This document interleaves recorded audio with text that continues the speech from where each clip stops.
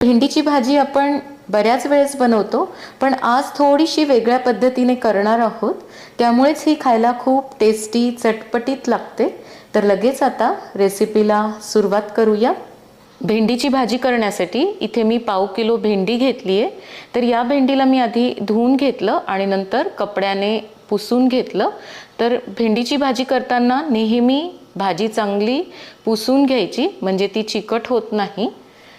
आता ही भेंडी आपण कट करून घेऊया.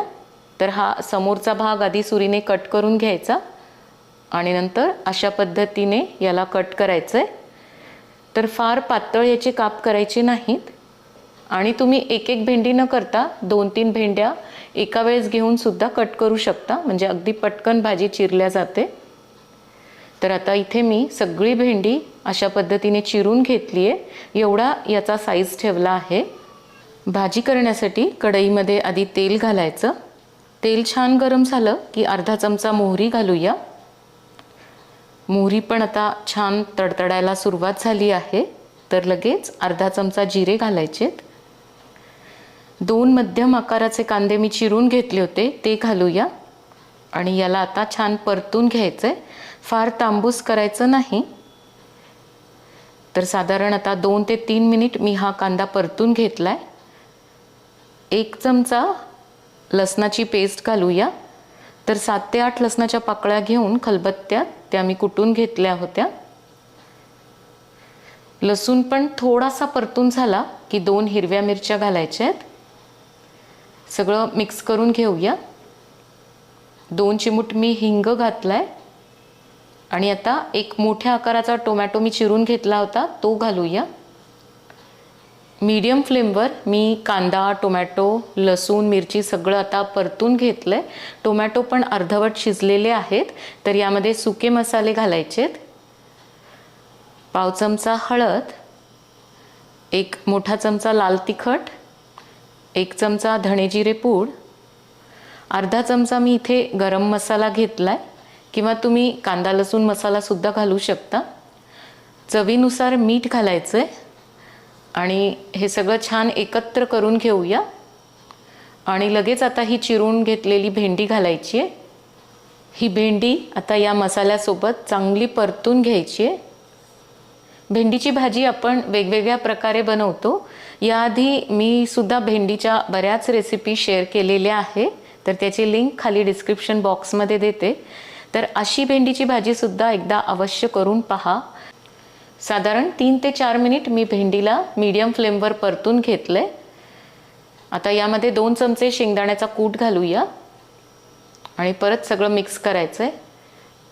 शेंगदाण्याचा कूट व्यवस्थित मिक्स करून झाल्यानंतर आता 1 छोटा चमचा मी लिंबाचा रस घातला आहे. यामुळे भेंडीचा चिकटपणा कमी होतो. तसंही यामध्ये आपण टोमॅटो घातलेलाच आहे, पण चवीपुरता मी लिंबाचा रस घातला आहे. हलक्या हाताने सगळं मिक्स करून घ्यायचं आहे. फार जोर लावून मिक्स करायचं नाही. तर भेंडी इथे आपली आता 3 ते 4 मिनिट परतून झालेली आहे. शेवटी कोथिंबीर घालूया. यावर 1 ते 2 मिनिटासाठी झाकण ठेवायचं आहे.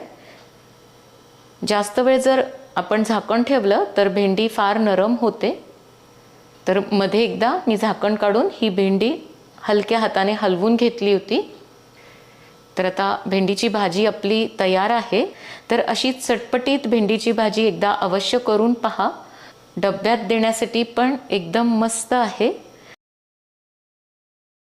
आज आपण सकाळच्या घाई गडबडीत डब्यासाठी किंवा जेवणासाठी अगदी पटकन बनवता येईल अशी वालाच्या शेंगाची सुकी भाजी बनवतोय. तर बऱ्याच ठिकाणी याला घेवड्याची भाजीसुद्धा म्हणतात. इथे मी 1/2 किलो वालाच्या शेंगा घेतल्या आहेत. तर या माझ्या शेतातील शेंगा आहेत. याला आता आपण तोडून घेऊया.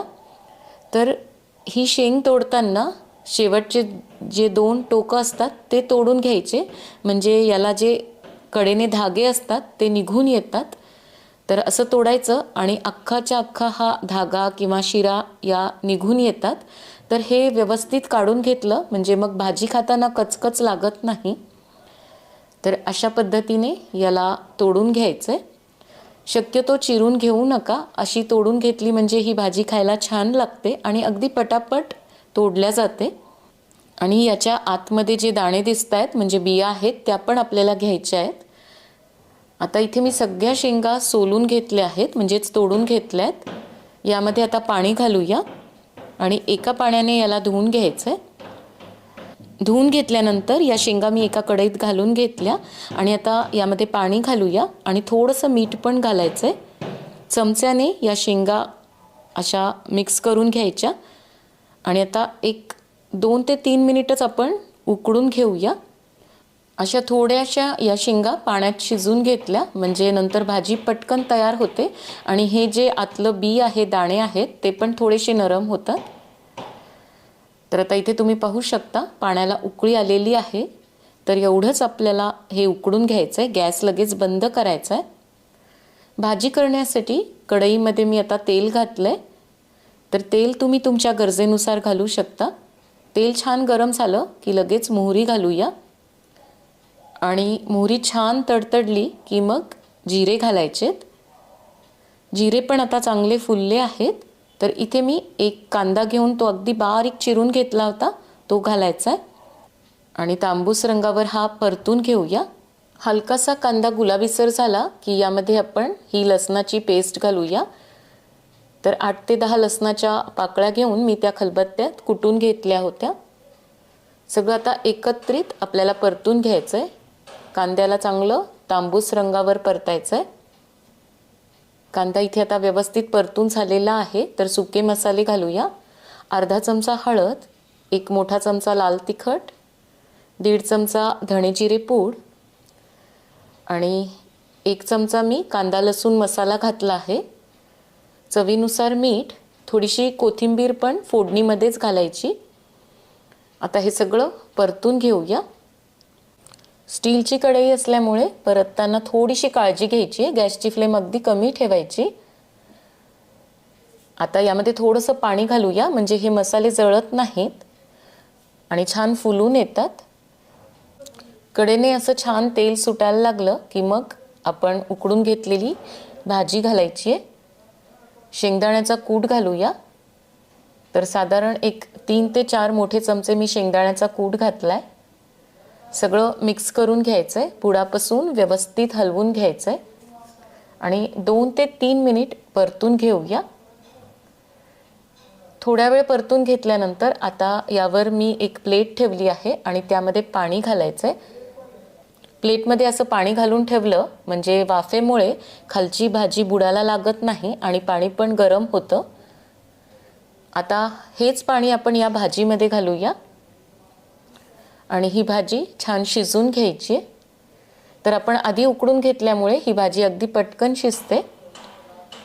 व्यवस्थित सगळं हलवून घ्यायचं आहे आणि 2 ते 3 मिनिट परतून घेऊया.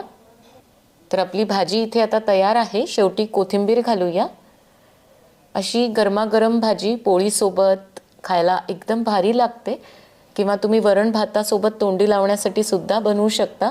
तर अशी ही वालाच्या शेंगाची भाजी पोळीसोबत डब्यात देता येते. अगदी झटपट तयार होते. खूप साधी सोपी आहे बनवायला किंवा नुसता वरण भात केला तर त्यासोबत तोंडी लावण्यासाठी सुद्धा बनवू शकता. घरात भाजीला काही नसेल तेव्हा अगदी पटकन होणारी भाजी म्हणजे कांद्याची भाजी. बनवायला अजिबात वेळ लागत नाही. खायलाही एकदम चविष्ट लागते. वरण भातासोबत तोंडी लावण्यासाठी किंवा पोळी भाकरीसोबत सुद्धा एकदम मस्त लागते. आणि तुम्ही प्रवासाला जाणार असाल तर सोबतही घेऊन जाऊ शकता. तर लगेच आता ही भाजी कशी बनवायची ते पाहूया. भाजी करण्यासाठी इथे मी 6 कांदे घेतले आहेत. वजनामध्ये साधारण हे 350 ग्रॅम आहेत. या कांद्याचं आता मी साल काढून घेतलंय. याला चिरून घेऊया. तर अशा पद्धतीने चौकोनी आकारात मी चिरून घेतेय. फार जास्त पण याला बारीक चिरायचं नाही. थोडे मोठेच काप करायचेत आणि तुम्ही याला कसंही चिरू शकता. म्हणजे उभं पातळ चिरून घेतलं तरी काहीच हरकत नाही. भाजी करण्यासाठी कढईमध्ये 3 ते 4 टेबलस्पून तेल घालायचं आहे. तेल छान गरम झालं की अर्धा चमचा मोहरी घालूया. मोहरी छान तडतडली की अर्धा चमचा हळद घालायची आणि आता हे चिरलेले कांदे घालूया आणि मीडियम फ्लेमवर या कांद्याला छान तांबूस रंगावर परतून घ्यायचं आहे. कांद्याची भाजी तुम्ही कशीही बनवली तरी खायला छानच लागते. अगदी कच्च्या कांद्याची चटणीसुद्धा मस्त होते. तर याआधी मी कच्च्या कांद्याची चटणी आणि छोट्या कांद्याची रस्सा भाजी या दोन्ही रेसिपी शेअर केलेल्या आहेत. तुम्हाला पाहिजे असतील तर खाली मी त्याची लिंक देते. तर इथे आता आपला कांदा छान परतून झालेला आहे, थोडासा आकाराने पण कमी झाला आहे. यामध्ये आता 1.5 चमचा लाल तिखट घालूया. चवीनुसार मीठ घालायचं आहे आणि अर्धा चमचा मी गरम मसाला घातला आहे. तर गरम मसाला घालणं ऑप्शनल आहे, पण याने भाजी चवीला खूप खमंग लागते. गॅसची फ्लेम आता मी कमी केली आहे. सगळं व्यवस्थित मिक्स करून घ्यायचं आहे आणि याला चांगलं परतून घ्यायचं आहे. तर साधारण 3 ते 4 मिनिट मी सगळं परतून घेतलं आहे. आता 2 ते 3 चमचे यामध्ये शेंगदाण्याचा कूट घालायचा आहे. परत सगळं एकत्र करून घेऊया. तर शेंगदाण्याचा कूट तुम्हाला आवडत असेल तरच घाला, अशी नुसतीसुद्धा ही खायला मस्त लागते.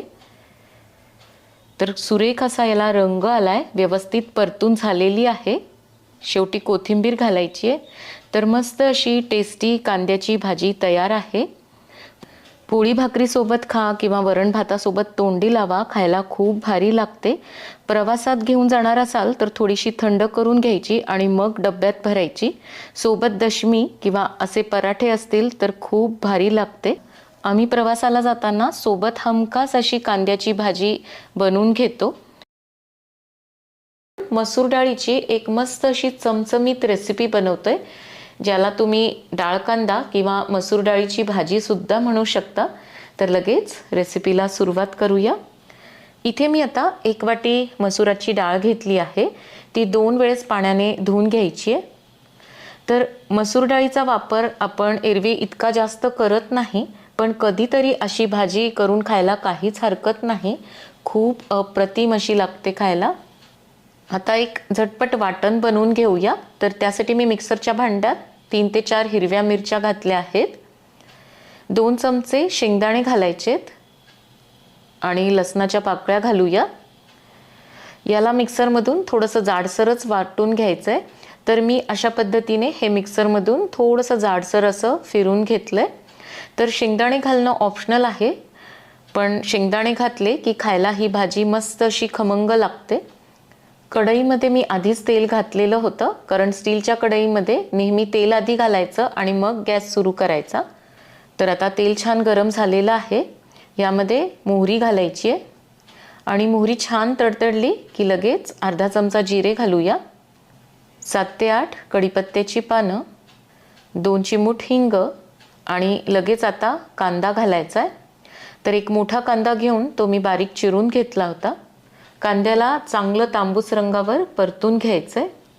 तुरीच्या डाळीचा पेंडपाला किंवा चना डाळीचा डाळ कांदा आपण नेहमीच बनवतो, पण असा मसूर डाळीचा पण एकदा अवश्य करून पहा.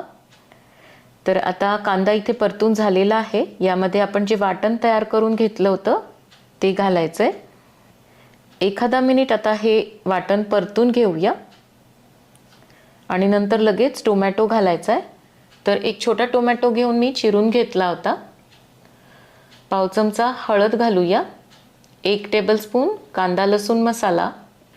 कांदा लसूण मसाला नसेल तर तुम्ही अर्धा चमचा गरम मसाला घातला तरी काहीच हरकत नाही. हे सगळं आता छान मिक्स करून घ्यायचं आहे आणि टोमॅटो मऊ होईपर्यंत शिजवून घेऊया. तर आता टोमॅटो थोडा शिजलेला आहे.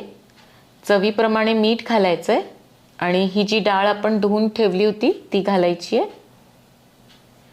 हे सगळं 2 मिनिट परतून घ्यायचं आहे. अगदी बुडापासून छान मिक्स करून घेऊया. आता व्यवस्थित सगळं एकत्र करून घेतलं आहे. तर पाणी घालायचं आहे. पाणी मी थोडं गरमच करून घेतलं आहे. तर या डाळीला शिजण्यासाठी पाणी जास्त लागत नाही, त्यामुळे बेतानेच घाला. थोडं थोडं करून घालायचं आहे. तर मी सुरुवातीला 1 वाटी पाणी घातलं आहे. एकदा हलवून पाहायचं आणि मग गरज पडेल तसं घालायचं आहे. तर आणखी अर्धी वाटी मी पाणी घातलं आहे. आता छान मिक्स करून घेऊया आणि यावर झाकण ठेवून छान डाळ शिजेपर्यंत शिजवून घ्यायची आहे. तर आता जवळपास 5 ते 6 मिनिट झाली आहेत. मध्ये 2 वेळेस मी झाकण काढून थोडंसं यामध्ये पाणी घातलं होतं. तर आता व्यवस्थित शिजलेली आहे. तर अशी ही मसूर डाळीची भाजी तुम्ही पोळी भाकरी कशासोबतही खाऊ शकता. एकदम चवीला भारी लागते.